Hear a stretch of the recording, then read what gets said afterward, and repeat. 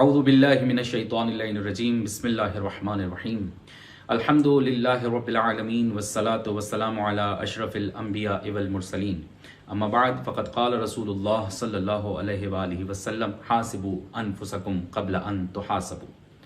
अज़ीज़ान गिरामी क़द्र, पैगम्बर अकरम सल्लल्लाहु अलैहि वआलिहि वसल्लम की बातें लेकर आपकी खिदमत में हाजिर हुए हैं। रोज़ाना एक हदीस आपकी खिदमत में पेश करते हैं ताकि ये माह मुबारक जो फ़ुर्सत का महीना है, जो तरबियत का महीना है, इसमें रोज़ाना एक हदीस के ऊपर अमल करते हुए अपनी ज़िंदगी को बिल्कुल वैसा बना दें कि जैसा आप सल्लल्लाहु अलैहि वआलिहि वसल्लम फरमाते हैं या आप सल्लल्लाहु अलैहि वसल्लम जैसा चाहते हैं।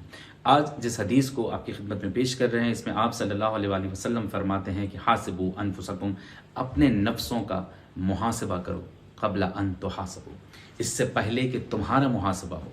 यानी ये दो चीज़ें हैं कि अल्लाह के पाक नबी, अल्लाह के अज़ीज़ नबी, वो नबी जो बग़ैर वही के लबों को जुम्बिश नहीं दिया करते थे, फरमाते हैं अपना मुहासबा करो। यानी ये ज़िंदगी की बात है। क़ब्ल अन तुहासबू, इससे पहले कि तुम्हारा मुहासबा हो जाए, यानी जब तुम खुदा, इससे पहले कि तुम खुदा की बारगाह में चले जाओ और तुम्हारा मुहासबा हो।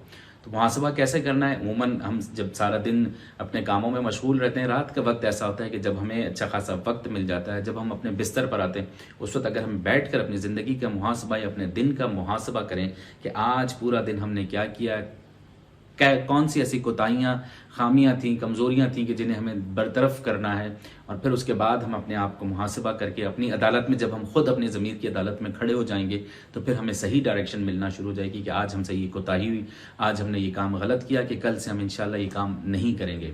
तो बस नबी फरमाते हैं कि अपना एहतिसाब करो, अपने सामने अपने आप को पेश करो, इससे पहले कि तुम खुदा के सामने पेश हो जाओ। परवरदिगार आलम से दुआ गो कि मालिक दो जहां हमें वैसा रोज़ादार बना दे कि जैसा तू चाहता है। वस्सलामु अलैकुम वरहमतुल्लाहि वबरकातुहू।